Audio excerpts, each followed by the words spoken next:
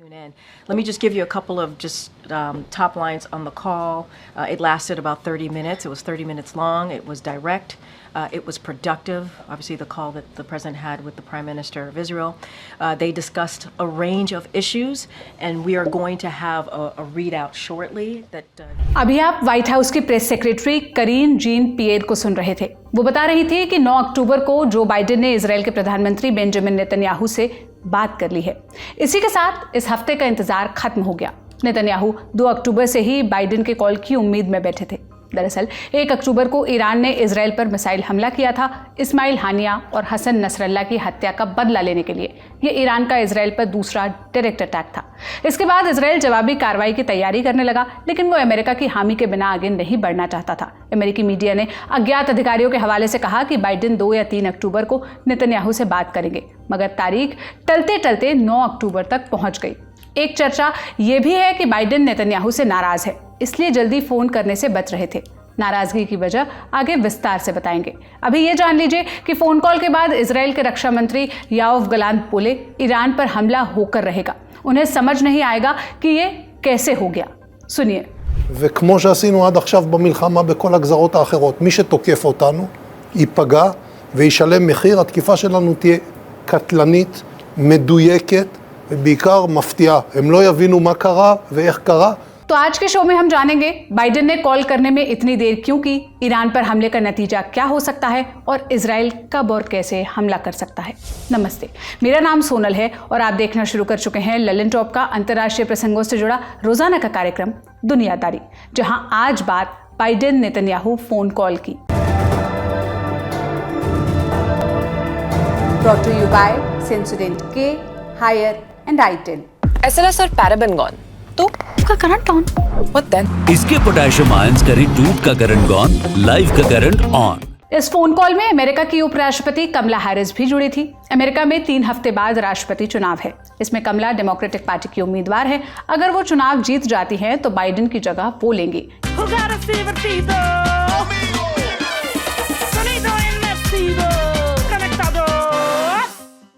यानी अमेरिका की इंटरनल और एक्सटर्नल पॉलिसी में उनका कहा सबसे ऊपर रहेगा। चूंकि इस वक्त अमेरिका की विदेश नीति की सबसे बड़ी परीक्षा मिडिल ईस्ट में है, इसलिए नेतन्याहू के साथ फोन कॉल में उनको भी जोड़ा गया। खैर, बाइडेन और नेतन्याहू के बीच लगभग 2 महीने बाद बात हुई। पिछला फोन कॉल 21 अगस्त को हुआ था। आमने सामने दोनों की अंतिम मुलाकात जुलाई 2024 में हुई थी। तब नेतन्याहू अमेरिका के दौरे पर गए थे। उस दौरान उन्होंने पूर्व राष्ट्रपति डोनाल्ड ट्रंप के साथ भी मीटिंग की थी। सितंबर में वो फिर से अमेरिका गए यूनाइटेड नेशंस जनरल असेंबली यानी UNGA की सालाना बैठक को संबोधित करने, मगर तब किसी के साथ द्विपक्षीय वार्ता नहीं हुई। मतलब ये बाइडेन और नेतन्याहू की पिछली बातचीत के बाद मिडिल ईस्ट में 3 बड़ी घटनाएं घट चुकी है।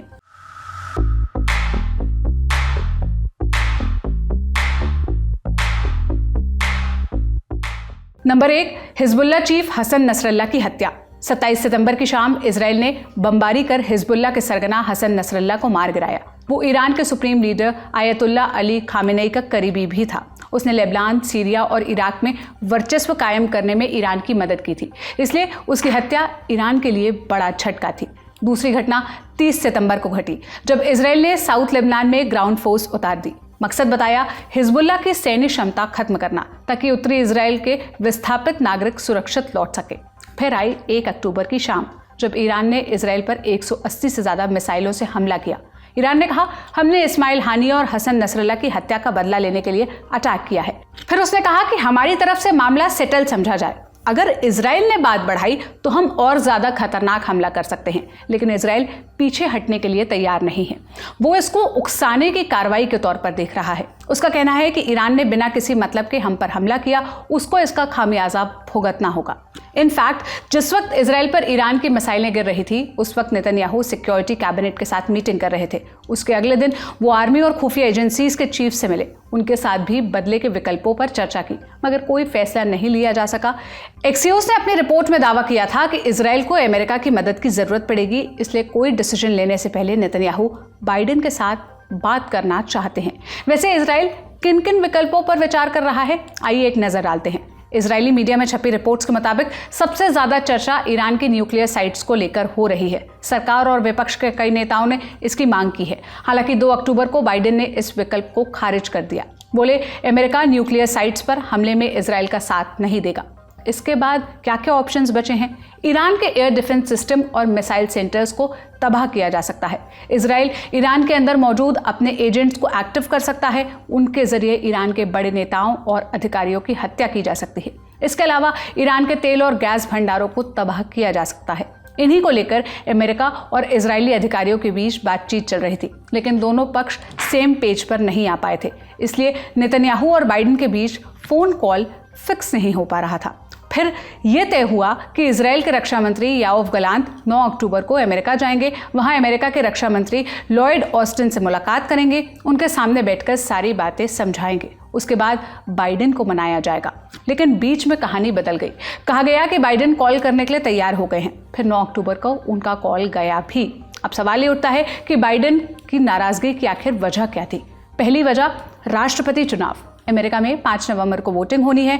कई स्विंग स्टेट्स में अरब मूल के वोटर्स डेमोक्रेटिक पार्टी से सपोर्ट खींचने की धमकी दे रहे हैं। उनका कहना है कि बाइडेन सरकार ने इजरायल को खुली छूट दे रखी है। अगर उनका वोट गया तो कमला का जीतना मुश्किल हो सकता है। नंबर 2, कई मामलों में इजरायल ने अमेरिका को लूप में लिए बिना कार्रवाई की है। सबसे हालिया उदाहरण तो हसन नसरल्ला की हत्या का है। इसके बारे में इजरायल ने अमेरिका को तब बताया जब ऑपरेशन शुरू हो चुका था। इस वजह से भी बाइडेन नाराज है। नंबर 3, अमेरिका इजरायल और हिजबुल्लाह के बीच संघर्ष विराम पर जोर दे रहा है, लेकिन नेतन्याहू इसके लिए तैयार नहीं है। न्यूयॉर्क टाइम्स की रिपोर्ट के मुताबिक अमेरिकी प्रशासन मानती है कि इस जिद के चलते मिडिल ईस्ट में अमेरिका के नागरिकों और सामरिक हितों पर खतरा बढ़ा है। नाराजगी के बावजूद बाइडेन ने नेतन्याहू को कॉल किया। सवाल है क्यों? पहली वजह नेतन्याहू की जिद से जुड़ी है। टाइम्स ऑफ इजराइल की रिपोर्ट के मुताबिक प्रधानमंत्री नेतन्याहू ने एन मौके पर गलांत का अमेरिका दौरा रद्द करवा दिया, क्योंकि वो पहले ईरान के खिलाफ जवाबी कार्रवाई के मसले पर बाइडेन से बात करना चाहते थे। नंबर 2, इजराइल अमेरिका के साथ अपना प्लान साझा करने से बच रहा है। वॉल स्ट्रीट जर्नल की रिपोर्ट के मुताबिक इजराइल ये नहीं बताना चाहता कि वो कब और कैसे ईरान को निशाना बनाने वाले हैं। बाइडेन ने न्यूक्लियर साइट्स और तेल के भंडार पर अटैक से बचने के लिए कहा है, मगर उनके लिए इजराइल को रोकना बहुत मुश्किल होने वाला है। तीसरी वजह एक किताब से जुड़ी है। 8 अक्टूबर को अमेरिकी पत्रकार बॉब वुलवर्ड की एक किताब आई। इसका नाम है वॉर। वुलवर्ड ने इसमें दावा किया कि बाइडेन नेतन्याहू से बेतरह नाराज है। अपने करीबियों के साथ मीटिंग में वो नेतन्याहू के लिए भद्दी भद्दी गालियों का इस्तेमाल करते हैं। किताब के मुताबिक बाइडेन को ये लगता है कि नेतन्याहू उनसे झूठ बोलते हैं। इस खुलासे के एक दिन बाद ही बाइडेन ने नेतन्याहू को फोन कर लिया। दोनों के बीच क्या क्या बात हुई? बाइडेन ने इजराइल को अटूट समर्थन देने की बात भी दोहराई। उन्होंने इजराइल पर ईरान के मिसाइल हमले की निंदा भी की। दोनों नेताओं के बीच ईरान के खिलाफ जवाबी हमले की बात हुई। मीडिया रिपोर्ट्स के मुताबिक दोनों किसी फाइनल डिसीजन पर नहीं पहुंच सके। उन्होंने कहा कि वो संपर्क में रहेंगे। टाइम्स ऑफ इजराइल की रिपोर्ट के मुताबिक बाइडेन ने कहा कि इजराइल और हिजबुल्लाह को समझौता करने की जरूरत है, और उन्होंने इस बात पर भी जोर दिया कि दोनों तरफ के विस्थापित लोगों को जल्द से जल्द घर लौटाया जा सके। 25 सितंबर को अमेरिका ने हिजबुल्लाह और इजराइल के बीच 21 दिन के युद्ध विराम की पेशकश की, लेकिन जब हिजबुल्लाह के हमले बढ़े तो अमेरिका ने भी इस समझौते पर बातचीत धीमी कर दी और हिजबुल्लाह के अड्डों पर हमलों का समर्थन करने लगा। बाइडेन ने नेतन्याहू से लेबनान में आम नागरिकों की मौतों पर चिंता जताई, और इन सब के अलावा दोनों नेताओं ने गाजा की स्थिति पर भी चर्चा की। बाइडेन ने बंधकों की रिहाई और गाजा में मानवीय संकट पर चिंता व्यक्त की। अब जरा एक्सपर्ट कॉर्नर की तरफ चल लेते हैं। हमने बिट्स लॉ स्कूल में इंटरनेशनल रिलेशंस के अध्यापक डॉक्टर मुश्ताक हुसैन से पूछा कि ईरान इजराइल के साथ अमेरिका का भी दुश्मन है, फिर भी वो ईरान पर किसी बड़े हमले का समर्थन क्यों नहीं कर रहा है? मिडिल ईस्ट में अमेरिका के सामने आखिर चुनौतियां क्या क्या हैं? और अगर चीजें बहुत ही सिंपल होती मिडिल ईस्ट में तो ऐसा मुमकिन था कि इजराइल के जो भी प्लान्ड अटैक है ईरान के ऊपर, उस पर अमेरिका भी शायद उनका साथ देता। लेकिन अभी अमेरिकी राष्ट्रपति का और जो वाइस प्रेसिडेंट है और प्रेसिडेंशियल कैंडिडेट है कमला हैरिस, दोनों का भाई ये है कि अगर इजराइल की तरफ से कोई बड़ा अटैक होता है, स्पेशली ईरान के न्यूक्लियर या ऑयल फैसिलिटीज के ऊपर, तो ईरान की जो सरकार है उसके भी हाथ बंध जाएंगे, उनके ऊपर बहुत ज्यादा डोमेस्टिक प्रेशर होगा कोई बड़ा रिटेलिएशन करने का। और बड़ा रिटेलिएशन अगर वो इजराइल के खिलाफ नहीं कर पाते हैं तो फिर वो अमेरिकन इंटरेस्ट सीधा सीधा अमेरिका के जितने भी एसेट्स हैं वहां पे, चाहे वो मिलिट्री एसेट हो या सिविलियन एसेट्स हो, या अमेरिका के जो बाकी एलाइज हैं, बाकी दोस्त हैं, चाहे वो यूएई हो जाए, चाहे सऊदी अरेबिया हो जाए, चाहे कुवैत हो, चाहे बहरीन हो, इन सबको टारगेट कर सकते हैं। और प्रेसिडेंट बाइडेन और वाइस प्रेसिडेंट हैरिस का भय अभी ये है कि ऐसा कुछ भी होता है तो अमेरिका को फिर जंग में उतरना पड़ेगा, कम से कम एक शॉर्ट टर्म के लिए, अपने इंटरेस्ट्स, अपने एसेट्स और अपने दोस्तों को बचाने के लिए। और फिर उनकी डायरेक्ट भिड़ंत हो सकती है ईरान के साथ। उसके आगे का इतना अनप्रेडिक्टेबल है कि वो उस तरफ जाना ही नहीं चाहते हैं।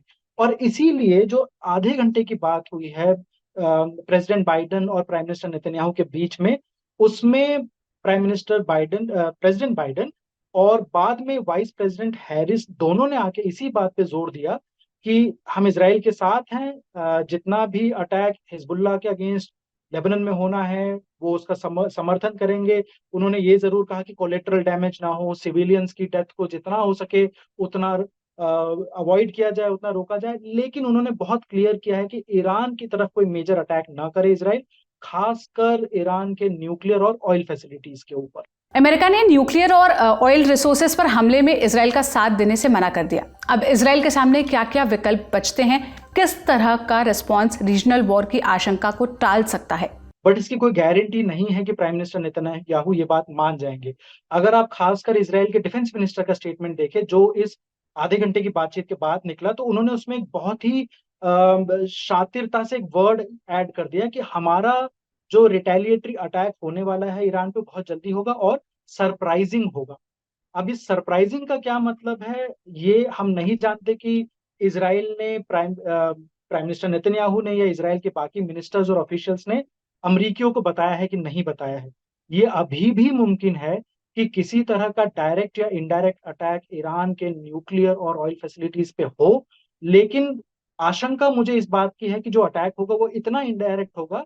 अंग्रेजी में एक कहावत है इंटरनेशनल रिलेशंस में कि डिनायबिलिटी जिससे उनको मिल जाए, ताकि वो अटैक भी हो और इजराइल किसी तरह से घुमा फिरा के कह सके देखिए हमने ये अटैक नहीं किया है। ये जरूर मुमकिन है।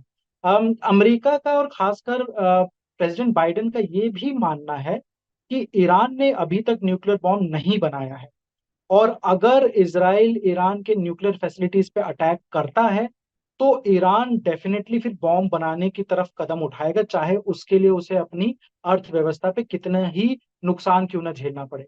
और इसके बिल्कुल ऑपोजिशन में आज हम देखते हैं कि इजराइल के अंदर एक यूनिटी है ओपिनियन की, जिसमें चाहे वो पुराने defence minister military general Benny Gantz हो, या फिर पुराने प्राइम मिनिस्टर नाफ्ताली बेनेट हो, या फिर अभी के प्राइम मिनिस्टर और मिनिस्टर्स हो, हर कोई इसी दिशा में आगे बढ़ रहा है कि यही मौका है जब ईरान के जो दो सबसे महत्वपूर्ण प्रॉक्सीज थे हिजबुल्ला और हमास, दोनों को इतना नुकसान पहुंचा चुके हैं, तो ईरान इससे ज्यादा कमजोर पिछले कई दशकों में नहीं था। और यही मौका है कि ईरान के ऊपर एक बड़ा अटैक किया जाए, खासकर उसके न्यूक्लियर इंस्टॉलेशन पे। और वैसा करके इजराइल को जो एग्जिस्टेंशियल थ्रेट पिछले कई सालों से झेलना पड़ा है वो उसको कई बहुत हद तक कम कर सकते हैं। प्राइम मिनिस्टर नेतन्याहू का कभी भी ये स्ट्रेटेजी नहीं रही है कि रिस्क कम लिया जाए या फिर वॉर और ना बढ़े। उनका हमेशा से अप्रोच ये रहा है कि हम रिस्क लेंगे, हम और बड़ा अटैक करेंगे, और फिर हम अंतर्राष्ट्रीय समुदाय से एक्सपेक्ट करेंगे कि वो फिर बीच बचाव करने की कोशिश करे और किसी तरह संभाला जाए सिचुएशन को। तो मुझे भय इस बात का है कि कोई अटैक होगा, डायरेक्ट इजराइल और ईरान की लड़ाई नहीं होगी क्योंकि दोनों के बीच तकरीबन 2000 किलोमीटर का फर्क है। ईरान की तरफ से जो प्रॉक्सीज अटैक कर सकते थे वो बहुत कमजोर हैं अभी। तो मुझे लगता है कि वो बहुत बड़ा वॉर नहीं होगा, लेकिन मिडिल ईस्ट में पीस जल्दी नहीं आने वाला। अब मिडिल ईस्ट से जुड़े अपडेट जान लेते हैं। लेबनान में इजराइल के हमलों में मरने वालों की संख्या 2000 के पार पहुंच गई है। लेबनान सरकार के मुताबिक लगभग 12 लाख लोग विस्थापित हो चुके हैं। 9 अक्टूबर को हिजबुल्ला ने उत्तरी इजराइल की तरफ लगभग 150 रॉकेट दागे। इसमें 2 इजरायली नागरिकों की मौत हुई। जमीनी हमले के बाद हिजबुल्ला के हमले में किसी इजरायली नागरिक की मौत का ये पहला मामला है। इजरायली पीएम नेतन्याहू ने लेबनान का हाल गाजा जैसा करने की चेतावनी भी दी है। You have an opportunity to save Lebanon before it falls into the abyss of a long war that will lead to destruction and suffering like we see in Gaza. It doesn't have to be that way. Each of you can take a step for your future, even a small step. You can make a difference. इस धमकी का America ने विरोध किया है। 9 अक्टूबर को अमेरिकी विदेश मंत्रालय के प्रवक्ता मैथ्यू मिलर ने कहा, हम लेबनान के अंदर इजरायल के ज़मीनी हमलों का समर्थन करते हैं, लेकिन हम नहीं चाहते कि इजरायल की सेना लेबनान में ज़्यादा अंदर तक घुसे। मिलर ने यह भी कहा कि हम इजरायल के इतिहास से वाकिफ़ हैं। इससे पहले भी इजरायली सेना लेबनान में सीमित ज़मीनी हमले के नाम पर घुसी थी, लेकिन फिर उसने हमले का दायरा बढ़ाया और लेबनान के कुछ इलाकों पर कब्जा कर लिया। हम ऐसा नहीं होने देना चाहते और इसका विरोध करते हैं। So let me say, so we support Israel's efforts to degrade Hezbollah's capability, but yes, ultimately we do want to see a diplomatic resolution to this conflict. We believe that is ultimately the only resolution that will provide real, lasting security to both the Israeli and Lebanese people. And I'm making very clear that there should be no kind of military action in Lebanon that looks anything like Gaza and leaves a result anything like Gaza. तो ये था हमारा बड़ी खबर segment. अब सुर्खियों की तरफ बढ़ते हैं। पहली सुर्खी लाओस से है। प्रधानमंत्री नरेंद्र मोदी 2 दिन के दौरे पर लाओस पहुंच गए हैं। वो वहां इंडिया, आसियान और ईस्ट एशिया समिट में हिस्सा लेंगे। लाओस दक्षिणी पूर्व एशिया में बसा है। वो अभी आसियान का अध्यक्ष है। आसियान का full form association for south east Asian Nations. South east Asia में बसे 10 देश इसके मेंबर हैं। कौन कौन से 10 देश हैं? ये हैं Indonesia, Malaysia, Philippines, Singapore, Thailand, Laos, Myanmar, Cambodia, Brunei और वियतनाम। कितना अहम है आसियान? आसियान के सदस्य देशों में लगभग 69 करोड़ लोग रहते हैं। ये पूरी दुनिया की आबादी का 8.5% है। आसियान देशों में जीडीपी मिलाकर $3.6 ट्रिलियन है। भारतीय रुपए में लगभग 300 लाख करोड़ रुपए। आसियान ने 6 देशों के साथ फ्री ट्रेड एग्रीमेंट किया है। इनमें से एक भारत भी है। सदस्य देशों ने सिंगल मार्केट बनाने के इरादे से भी समझौता किया है। इससे विदेशी निवेश बढ़ाने में मदद मिलेगी। आसियान के देशों ने कुछ अपवादों को छोड़कर अच्छी आर्थिक तरक्की हासिल की है। सिंगापुर इसका सबसे बड़ा उदाहरण है। आसियान भारत के सबसे बड़े ट्रेड पार्टनर्स में गिना जाता है। आसियान के देशों ने भारत में अच्छा खासा निवेश किया है। ईस्ट एशिया समिट आखिर है क्या, ये जान लेते हैं। इसमें आसियान के 10 और 8 सहयोगी देश हिस्सा लेते हैं। सहयोगी देश कौन कौन हैं? ये हैं भारत, चीन, अमेरिका, रूस, जापान, साउथ कोरिया, न्यूजीलैंड और ऑस्ट्रेलिया। और तिमोर लेत्से को ऑब्जर्वर स्टेट बनाया गया है। अब दूसरी सुर्खी जान लेते हैं जो अमेरिका से आई है। 9 अक्टूबर को मिल्टन चक्रवात ने अमेरिका के फ्लोरिडा में दस्तक दी है। फ्लोरिडा अमेरिका के दक्षिण पूर्वी हिस्से में पड़ता है। ये कैटेगरी 5 का चक्रवात है। ये कैटेगरी चक्रवातों की तीव्रता के हिसाब से निर्धारित होती है। 1 यानी साधारण, 5 यानी बेहद खतरनाक। आशंका थी कि मिल्टन कैटेगरी 5 से भी ज़्यादा आगे निकल सकता है। इसके पीछे कई दशकों का लंबा खतरनाक चक्रवात बताया जा रहा है। फ्लोरिडा में लोगों को ताकीद की गई थी कि जिंदा रहना है तो कहीं दूर चले जाएं। अब सवाल यह है कि अभी तक कितना नुकसान हो चुका है। सबसे ज़्यादा नुकसान फ्लोरिडा में हुआ है। लगभग 31 लाख घरों और दुकानों में बिजली नहीं आई। कई लोगों के मारे जाने की रिपोर्ट्स हैं। संख्या की पुष्टि नहीं हो सकी है। कई जगहों पर बिजली गिरने, बाढ़ और आंधी तूफान की खबर भी है। राष्ट्रपति जो बाइडेन फ्लोरिडा के अधिकारियों से बात कर रहे हैं और उन्होंने बात करके कहा कि अगर अतिरिक्त मदद की ज़रूरत लगे तो उन्हें सीधा फ़ोन करें। सन 2000 से फ्लोरिडा में 80 चक्रवात आ चुके हैं। इससे फ्लोरिडा की लगभग 20 लाख करोड़ का नुकसान हो चुका है। पिछला चक्रवात 27 सितंबर को ही आया था। उसमें 227 लोगों की जान चली गई थी। मिल्टन के बारे में हमने 10 अक्टूबर के दुनियादारी में विस्तार से चर्चा की है। अगर आप जानना चाहते हैं तो उस एपिसोड का लिंक आपको इस वीडियो के डिस्क्रिप्शन बॉक्स में मिल जाएगा। तो आज के दुनियादारी में बस इतना ही। आप इन मसलों पर क्या कहेंगे? कमेंट में अपनी राय बताइएगा। आज का शो लिखा था मेरे साथी साजिद और अंकुर ने। शुभ रात्रि, शुक्रिया।